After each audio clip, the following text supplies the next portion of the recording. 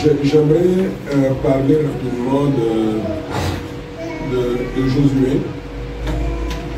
Donc, nous sommes à la fin, presque à la fin de notre séminaire qu'on a commencé. Nous avons parlé de Moïse comme serviteur de l'Éternel et Josué comme serviteur de Moïse. Je crois que vous vous rappelez de ce verset, c'est Josué. On peut nous lire ça, Josué chapitre 1, verset 1. Josué chapitre 1, verset 1. Après la mort de Moïse, serviteur de l'Éternel, l'Éternel dit à Josué, fils de Nun, serviteur de Moïse. Alors, j'aimerais te demander de me lire un autre verset. Moïse est reconnu comme serviteur de l'Éternel dans ce verset, alors que Josué, lui, il est reconnu comme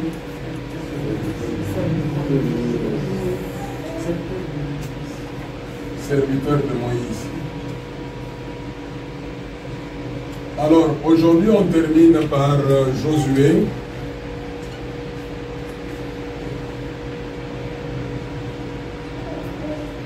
Qui peut se rappeler le verset ici? Oui, il y a un verset qu'on a mis quelque part. J'aimerais savoir si vous retenez. 24, c'est quel verset? 14. Non.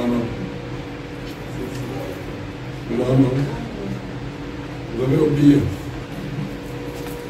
Le verset 15 dit quoi? N'ouvrez pas vos Bibles. Josué chapitre 24, verset 15. Moi et ma maison, nous servirons l'Éternel. C'est notre thème de ce mois. Mais j'aimerais assez que vous mettez ici, tu nous lis le verset 29. Le 24, 29. Josué chapitre 24, verset 29. Après ces choses, Josué, fils de Nun, serviteur de l'Éternel, mourut, âgé de 110 ans. Dis encore. Verset 30. Non, le verset 29. Après ces choses, Josué, fils de Nun, serviteur de l'Éternel, mourut, âgé de 110 ans. Quelle est la différence entre les deux versets? Entre le premier verset et le deuxième?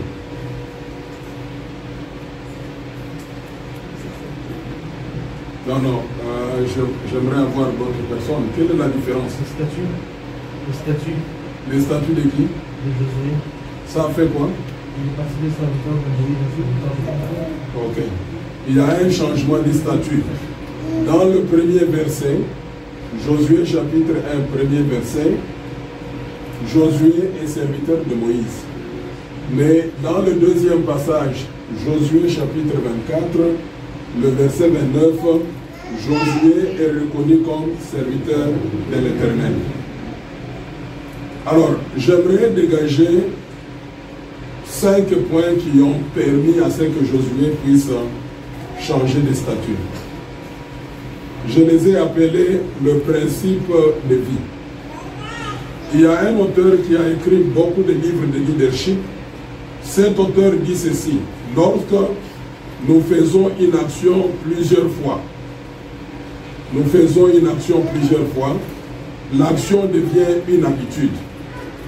N'est-ce pas, il a raison? Lorsque je me réveille chaque fois à 5 heures du matin, aujourd'hui je me réveille à 5 heures du matin, demain je me réveille à 5 heures du matin, le surlendemain je me réveille à 5 heures du matin, et le fait de se réveiller à 5 heures du matin devient pour moi une habitude. Et le même auteur va dire ceci: lorsque l'habitude est faite aussi plusieurs fois, cette habitude devient un principe de vie. C'est-à-dire, chaque fois que tu as l'habitude de te réveiller à 5 heures, finalement ta femme un jour va dire, celui-là c'est un homme de 5 heures. Donc ça devient un principe de vie. Ça devient un trait qui caractérise ta personnalité. Alors, dans la vie de Josué, nous avons remarqué qu'il y a 5 principes de vie. Le premier principe de vie dans la vie de Josué, c'est la soumission. Ça, c'est le premier principe de vie de Josué, la soumission. La soumission, nous l'avons dit la fois passée. Se soumettre signifie se mettre en dessous. C'est ça la soumission.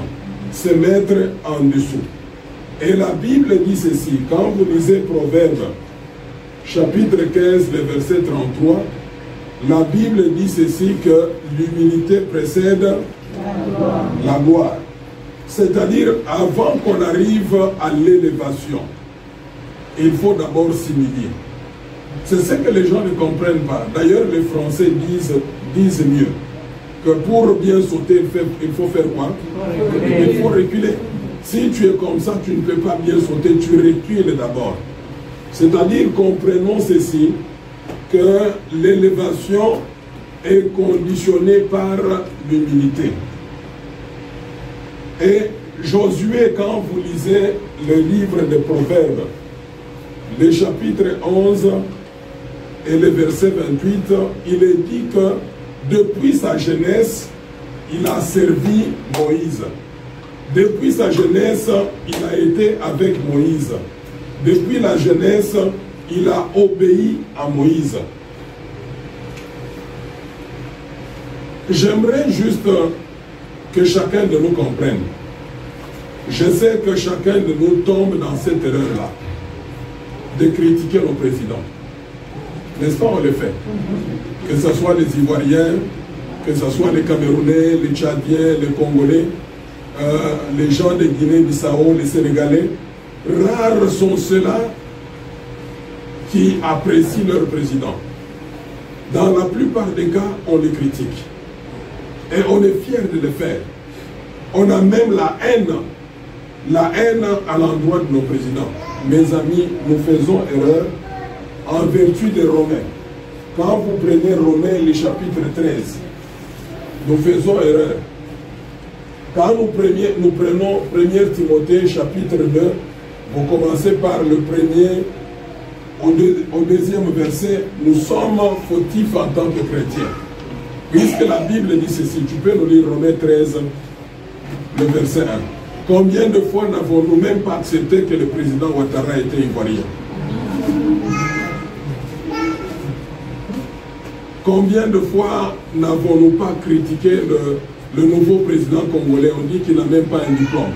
Combien de fois avons-nous critiqué le président tchadien, disant que c'est la même famille? Combien de fois? Combien de fois avons-nous critiqué Paul Biya, disant que nous les gardons jusqu'à ce qu'il meure? On ne les soutient même pas. Alors que dans Romains chapitre 13, le verset 1, il est dit quoi? Romains 13, verset 1, que toute personne soit soumise aux autorités supérieures, car il n'y a point d'autorité qui ne vienne de Dieu. Et les autorités qui existent ont été instituées de Dieu. Non, c'est un verset qui est clair. Le verset dit ceci, que chacun de nous se soumette aux autorités supérieures. Et que nous devons comprendre que toute autorité vient de la part de Dieu. Le président que vous avez actuellement dans votre pays, s'il est devenu président, c'est à la volonté de Dieu. C'est Dieu qui l'a voulu ainsi. Et il a quelque chose qu'il fait, nous on n'arrive pas à comprendre, tellement qu'on est limité. À un certain moment, je parlais avec des Ivoiriens pour leur dire, honnêtement, quand vous voyez Ouattara, qu'est-ce qu'il a pu faire? Mais maintenant, il y a des gens qui comprennent et disent que l'économie a changé. L'économie de Côte d'Ivoire a changé, qu'on le veuille ou pas. Quand vous prenez... Bon, je sais que c'est difficile. C'est difficile à avaler. Mais ici, je suis en train de vous dire ce que Dieu voudrait qu'on fasse. Ceci peut être un grand blocage dans notre vie spirituelle. Puisque la Bible nous demande même dans 1 Timothée, le chapitre 2, en disant que nous devons faire toutes sortes de prières. On a cité là-bas les requêtes, les supplications, les actions de grâce. Et il dit que nous devons avant tout prier pour tous les hommes et surtout pour ceux-là qui sont élevés en dignité. On a cité le roi, etc. Si c'est à notre époque, c'est-à-dire nous devons prier pour le président. J'aimerais savoir honnêtement, qui prie pour son président? Oh, que Dieu vous bénisse. Merci. Merci beaucoup. Alors, ceci peut nous permettre, Jéricho ne tombera pas, hein, si on a déjà un problème sérieux ici. Nous devons, changeons maintenant, commençons à prier pour nos présidents. Commençons à les aimer. Nous, si nous sommes sauvés, il y a des gens qui priaient pour nous. Prions aussi pour nos présidents. Deuxième principe de vie de Josué, c'était l'obéissance. Vous savez qu'il y a une différence entre soumission et obéissance. Nous avons dit que soumission, c'est se mettre en dessous, alors que l'obéissance, c'est faire ce qu'on vous demande de faire. C'est ça l'obéissance. Mais quand on regarde dans la vie de Josué, vous allez comprendre que dans toute la vie de Josué, quand vous prenez ce que Dieu lui dit, nous sommes dans Josué chapitre 1er, versets 7 à 8. Tout ce que Dieu lui dit, Dieu est en train de lui dire que tu dois être dans la parole. Tu ne dois aller ni à gauche ni à droite. Tu dois méditer cette parole jour et nuit. C'est alors que tu verras du succès et de la réussite. C'est-à-dire la bénédiction d'un chacun de nous est conditionnée par l'obéissance. Quand vous lisez Deutéronome 28, allez lire à la maison Deutéronome 28, vous verrez que Deutéronome 28 est divisé en deux parties. Il y a la partie de malédiction et la partie de bénédiction. La bénédiction est conditionnée par l'obéissance. Ça, c'était le deuxième principe de vie de Josué. Troisième principe de la vie de Josué, c'était le courage.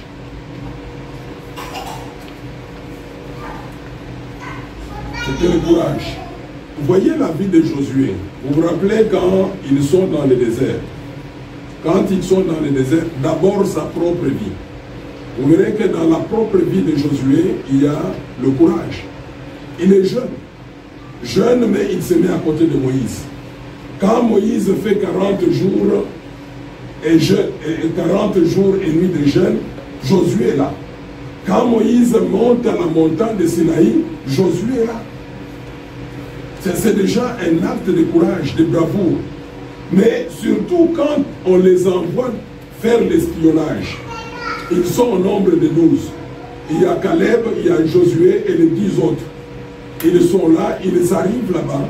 Quand on ramène les rapports, quand on fait les rendus, les autres disent on a été là. C'est vrai qu'on a vu que c'est un pays là où le lait et le miel coulaient. Mais il y a un problème, il y a des géants. Il y a le fils d'Anak. Et aux yeux de ce fils d'Anak, nous sommes comme des sauterelles. C'est là où je disais que les 10 là ont exagéré. Non, ça c'est pas une bonne façon de parler. Est-ce que vous pensez que prenons qui? Prenons même Crino. N'est-ce pas, il est petit. Mais prenons Crino, vous le mettez à côté de Jarret ou à côté de Théodore. Vous n'allez pas dire que c'est comme une sauterelle. Non, là il y avait une exagération. Là il y avait une exagération. Mais malgré cela, Josué n'a pas fait marche arrière. Josué a avancé. Et même quand il se trouve devant le Jourdain qu'il doit traverser, il n'a pas reculé. Et à cause de cela, un miracle s'est produit. Mes frères et sœurs, même dans le monde des miracles, dans le monde d'exercice de dons spirituels, on a besoin de courageux. On a besoin de gens qui sont courageux. Et à un certain moment, il y a un moment où le courage se confond avec la foi. Surtout les dons de foi. Vous savez qu'il y a foi, il y a aussi les dons de foi. Les dons de foi, c'est un peu le courage ici. Moi, j'avais un ami, lui connaît, il est évêque maintenant, évêque Lambalamba. Lui, quand j'ai vécu avec lui dans ma chambre, il avait ces dons-là de foi. Il avait le courage. Il faisait des choses que nous, on ne pouvait pas faire. Vous savez, même prier pour les malades, il y a des paralytiques. Lui, il les faisait marcher. Et moi, je me disais, ce qu'il avait de plus par rapport à nous, c'est la foi, le don, le courage. Et il va rassembler les paralytiques ici. Au nom de Jésus, lève-toi et marche. Les gens marchaient. Donc il faut le courage. Mes amis, il faut le courage. Quand on priait ici hier, je crois que c'est Florence qui dirigeait, à un certain moment, nous manquons de courage. Vous savez, quand on manque le courage, on ne peut même pas faire le business. Vous savez ce que les commerçants ont de plus par rapport à nous. Ceux qui sont entrepreneurs, ceux qui ont de plus par rapport à nous, c'est le courage. En d'autres termes, on appelle ça le goût de risque. Le goût de risque. Et j'ai remarqué ça dans mon épouse, puisqu'ayant vécu à ses côtés. Il y a des choses qui se font, moi-même je n'arrive pas à comprendre. Elle a le courage. Moi je pense que dans la vie de Josué, le courage était là. Alors quand vous lisez, nous sommes dans Josué, le chapitre 6, le chapitre 1 et le verset 6. Et vous verrez que c'est plusieurs fois que Dieu a repris. Dieu va dire quoi? Fortifie-toi et prends courage. Vous verrez même Jésus-Christ, quand il est devant ses disciples, généralement quand il tremble, il dit quoi? N'ayez pas peur. Mes frères et sœurs, nous aussi dans notre vie, faisons un effort pour ne pas avoir peur. Et la Bible déclare que dans le véritable amour, il n'y a pas peur. Mais si vous avez peur de tout, vous risquez d'avoir peur même de sourire. Et ne pas dormir dans votre propre maison, appeler pasteur et guette, venez faire la délivrance, etc. C'est puisque vous avez peur. Et là, c'était le troisième principe de vie de Josué. Le quatrième principe, c'est les exploits avec Dieu. Quatrième principe, exploits avec Dieu.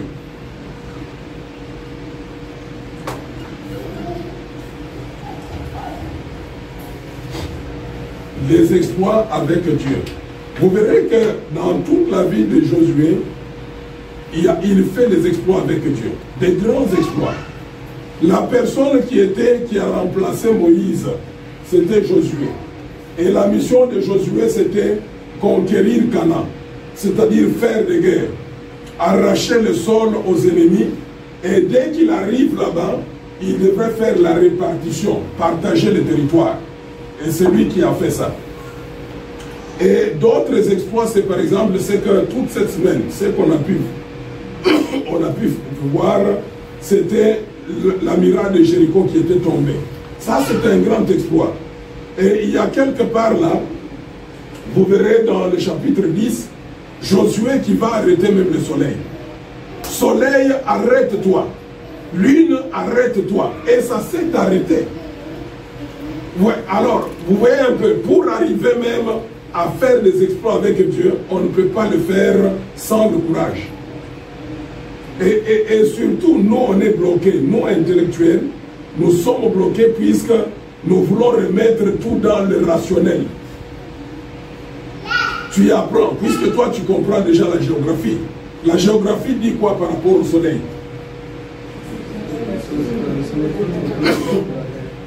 Le soleil, ça s'appelle comment? La rotation.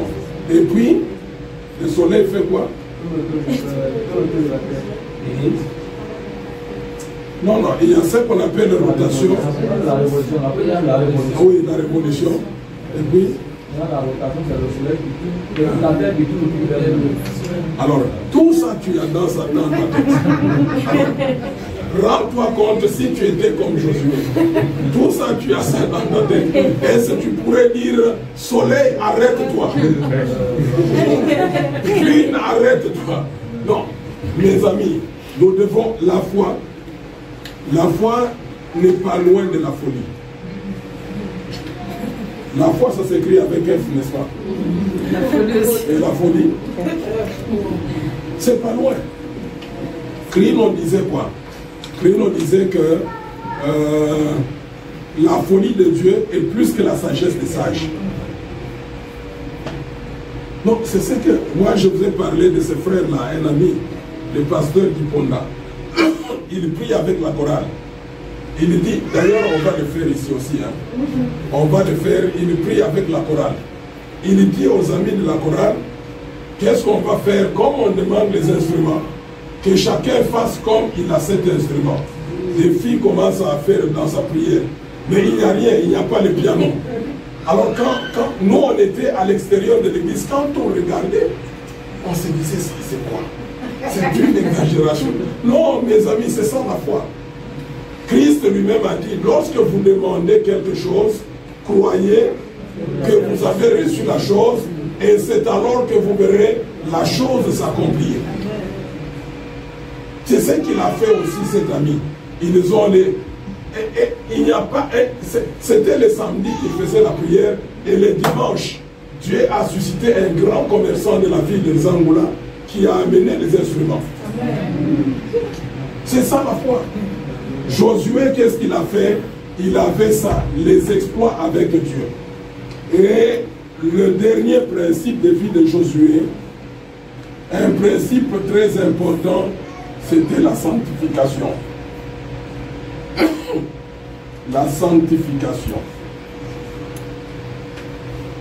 Tout a commencé avec la défaite. Dans la vie de Josué, il n'y avait pas que de victoire.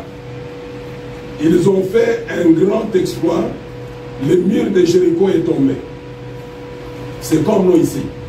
On a prié toute une semaine. Miracle de Jéricho tombe. Dieu a exaucé la prière. C'est tombé. Mais les jours suivants, il y avait une petite ville qu'on appelle Haï. Et Josué a fait quoi? Il s'est renseigné. Il a demandé, donnez-moi les informations. On lui dit, c'est une petite ville, tu n'as pas besoin d'un grand nombre de militaires. Il envoie un petit nombre de militaires, mais quand les militaires arrivent là-bas, ils n'ont pas obéi à l'ordre de Dieu. Ils vont prendre l'or, ils vont garder certaines personnes, etc. Finalement, ça sera une défaite.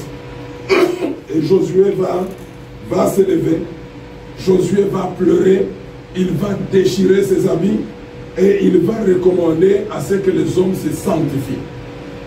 La sanctification, c'est un élément très important de la vie chrétienne. La Bible déclare ceci, Hébreux 12, 14, recherchez la paix avec tout le monde et la sanctification, sans laquelle personne ne verra la face de Dieu. Être dans l'église, être pasteur comme je le suis, être dans l'église, être chanteur comme des filles, être à l'église, être prophète, avoir les dons comme Krinola. Mais si on n'a pas la sanctification, ça n'a même pas de sens. C'est une perte de temps. La sanctification, c'est la marque du chrétien. La sanctification, en fait, c'est quoi? C'est séparer d'avec le péché. Je ne dis pas qu'on ne va pas commettre le péché. On peut commettre le péché, mais par inadvertance. Mais on ne peut pas pratiquer le péché. J'aimerais vous faire comprendre. Quand vous prenez les joueurs professionnels, leur travail c'est quoi? C'est jouer au foot. Toute la vie. C'est ça même le travail. Quand vous allez même dans leur maison, dans leur parcelle, il y a des petits terrains de foot. Chaque jour, ils s'entraînent. Celui-là, il pratique le football. Mais celui qui fait le football loisir, il est footballeur? Il n'est pas. C'est la même chose. En tant que chrétien, ça peut arriver qu'on pêche. On pêche par inadvertance, involontairement. Mais si quelqu'un vient à l'église et qu'il est en train de pécher chaque jour, c'est-à-dire la personne n'a pas la sanctification. Et cette personne n'atteindra jamais ce que Josué a atteint, ne changera jamais de statut. Nous avons dit que cette année pour nous, lèvons-nous et bâtissons, et ils se fortifièrent dans cette résolution, et puis on a ajouté une pensée. nous voulons que ce soit une saison de la différence entre l'esclave et le fils. Nous sommes des fils. Les fils doivent se sanctifier. L'esclave est dans la servitude. Il est bloqué par le péché, mais le fils est libéré. Alors, je m'arrête par ici.